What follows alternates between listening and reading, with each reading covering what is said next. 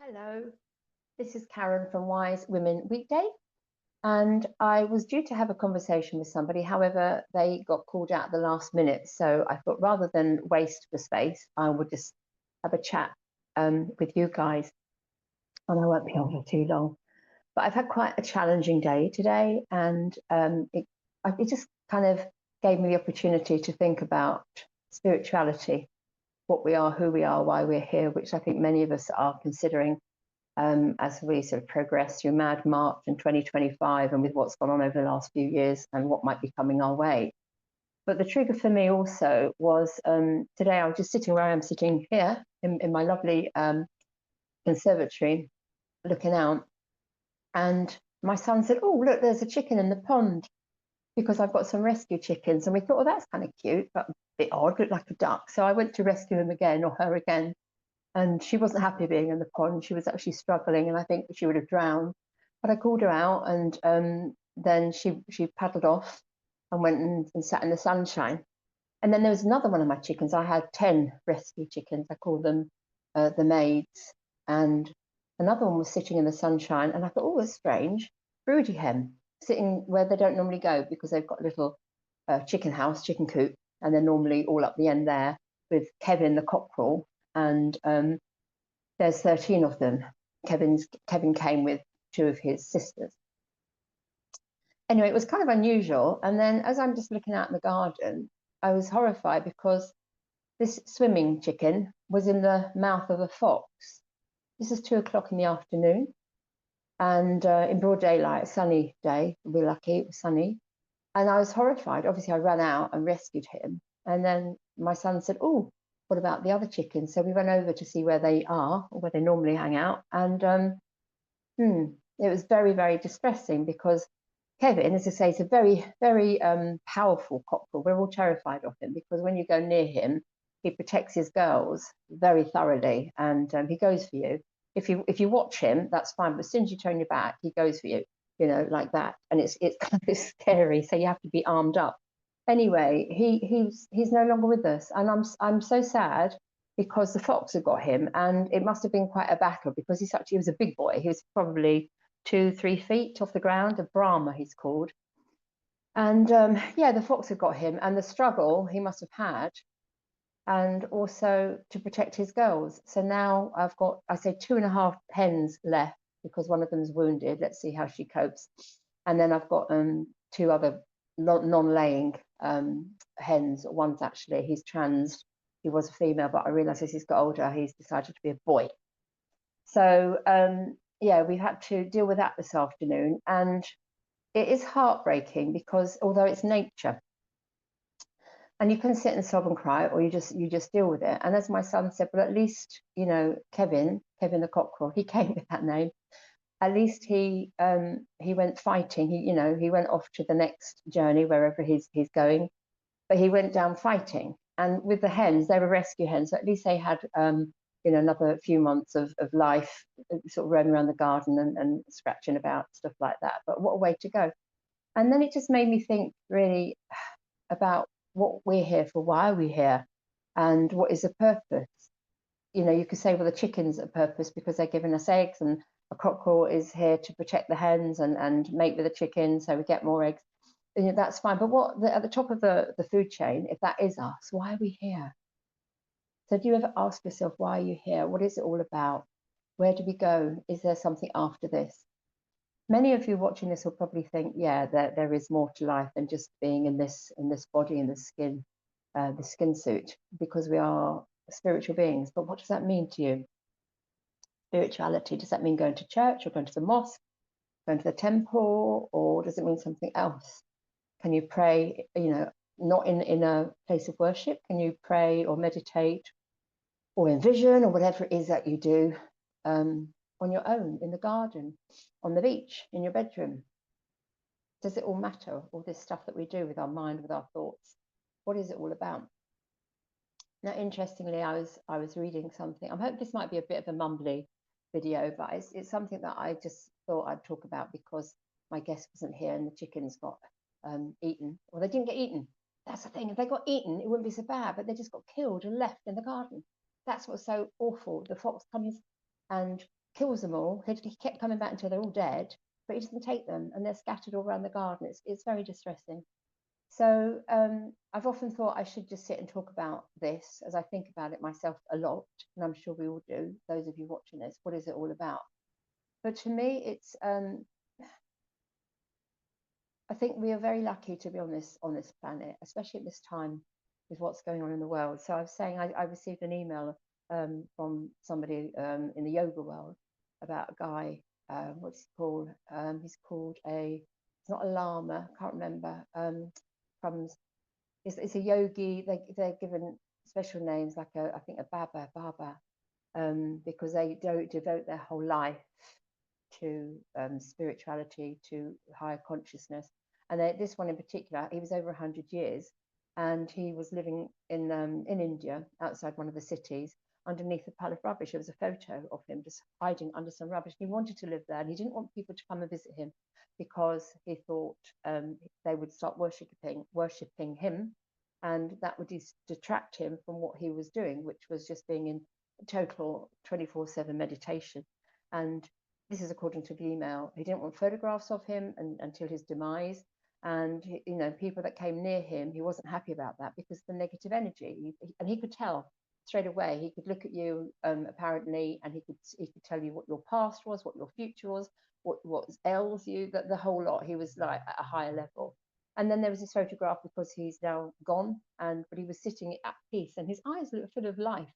But he was sitting there as he's transcended to the next stage of our evolvement, whatever that is. So, what does it mean to you to be spiritual? I'd really love to hear your comments. And as a yoga teacher, although I don't practice or I don't teach, I still practice, but I don't teach on a regular basis now, but I still do teach.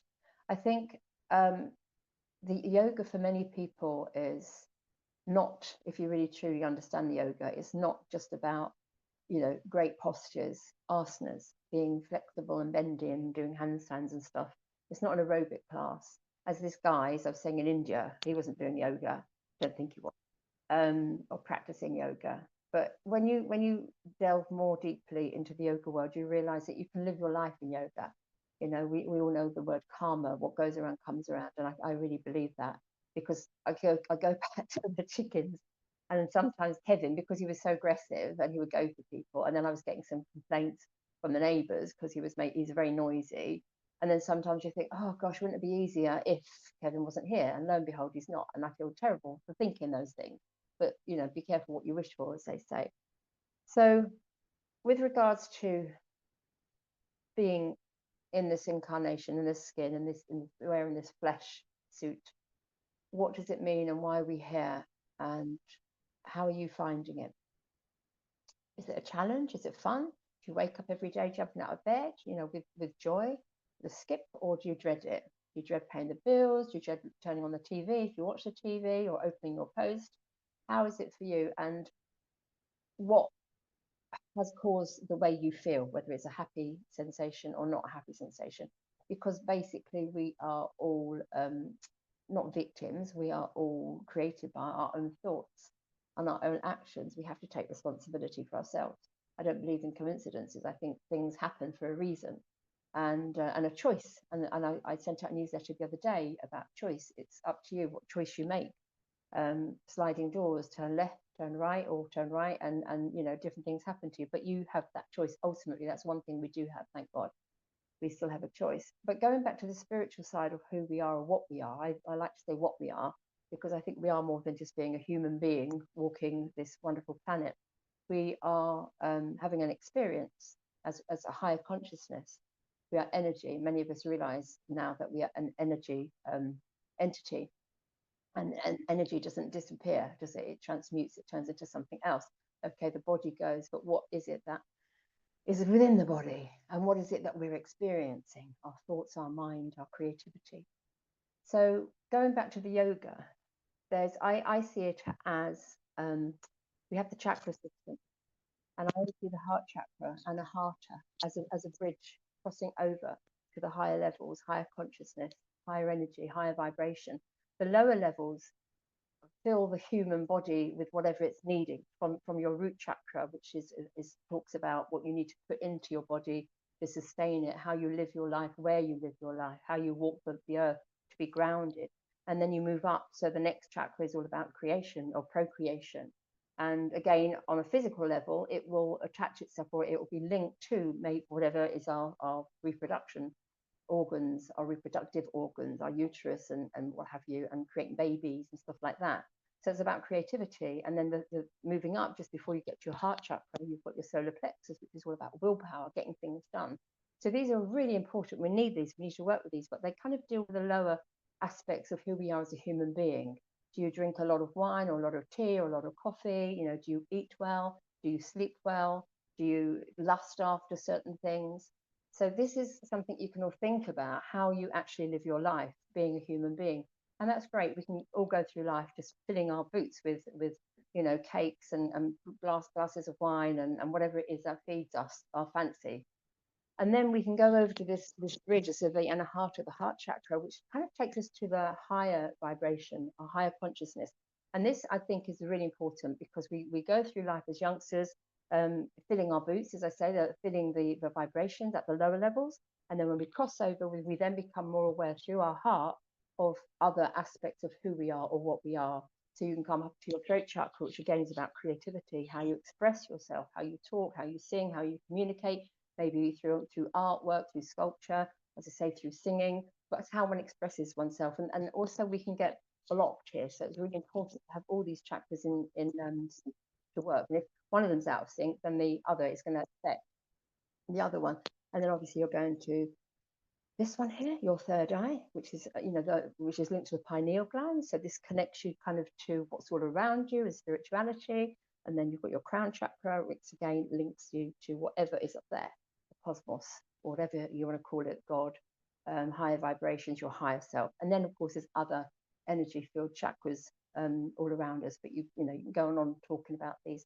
And for me, spirituality is really linking to the higher vibration, to find out why we're here, what we're doing, what is our purpose, is there a purpose, or do we just fill our boots with the lower chakras, you know, get on with it and think, well, that was a nice life, and then like my poor chickens, you roll over and you know, that's it, time's up kind of thing. So this is just me ranting and rambling on about the importance of kind of understanding that we are not just physical beings, we are spiritual beings, we are energy bodies, we all have many energy bodies. And because we are gifted to be here with life on this planet, especially through this amazing time that we're going through, I think it's very important for everybody to really go deep into understanding who you are. Once you understand kind of who you are, what you are, you'll find there's not so much fear, because we know those that can control us, and they have been controlling us, most of us, do so through fear or lack of. So, which is to be the same thing, isn't it? You can have lack of food, lack of money, lack of heating, you know, lack of all sorts of stuff. And the fear of having lack of, or the fear of what might happen. So if you're living in fear, you then become a little bit, not stagnated, but a little bit, how can I say, cocooned, or a little bit not so expansive, because you're frightened of something that's going to happen. That might happen. It might not happen. Inevitably, we're all going to, you know, meet our maker at some stage. We're all going to die. That's inevitable. But how do you live your journey before you get to that stage? Do you live in fear, or do you just take the world by, you know, by storm and just accept everything and deal with it as it comes and enjoy the challenge? Because I think that's easy for me to say. I'm not saying that I do that, because we're challenged a lot by anything. Again, it could be bills, or it could be losing your chickens. It could be, what am I going to do tomorrow? I haven't got a job. You know, there's so many things you can give fear, but you can also, it's how you perceive that, how you react to it. And if we can remove the fear, because the only thing to fear, as they say, is fear itself. Once you can remove that, then you're not frightened of what's coming ultimately to us all. Then life becomes much more enjoyable. When you face the fact that we're all going to die, you're going to die, sorry to be morbid, but it's true. What does that mean to you? Does that mean that your body is going to go into the earth as my chickens have, and that's it, brown bread, dead? Or does it mean, okay, the body's going to go into the earth, or whether the body's going, if it's going to be burned, or it's going to be wrapped up and create mushrooms? There's all sorts of things you can do to the body now, for ways to go. And then the energy, the aspect of you that the energy bodies go somewhere else. I mean, that's quite exciting, isn't it? And I know some people say, oh, we like to think of that just because we're frightened of dying. But what is dying? What is it? Is it a transition to the next thing? I don't know. It's all about perception, isn't it? Perception and fear. Anyway, that's me. As I said, it's just a quickie. I just wanted to connect with you guys basically because I was a bit upset about my chickens, especially Kevin, because everybody thought Kevin the cockerel. You know, it took me forever to go and get the eggs in the morning because I had to sort of work my way around him if he was in the coop or not in the coop. And then as soon as I turn my back, I know he'd go for me. And now I don't have that problem. And also I've got to obviously keep the chickens in the coop because Mr. Fox is around all day just watching Sly Fox. Anyhow, sorry for the rant, but I just had to do that. I don't even know if I'm going to upload it. I might just listen to it and see if I made any sense. But if I did upload it and you've got comments, I would really love to hear your comments. What do you think, or who do you think we are? What is spirituality to you? And what is fear? What does it mean to you? So please, chat with me about this. And if you'd like to join me and have a chat, I'd love that, because that's what these things are about on these Wise Women weekdays. They're just conversations with other people who have information to share or views to share. So if you're happy to do that, share or chat with me, or you like this or don't like this, that's fine. No attachment to it, but I'm just doing my thing. Anyway, have a lovely evening, have a lovely weekend, and I'll see you on the other side.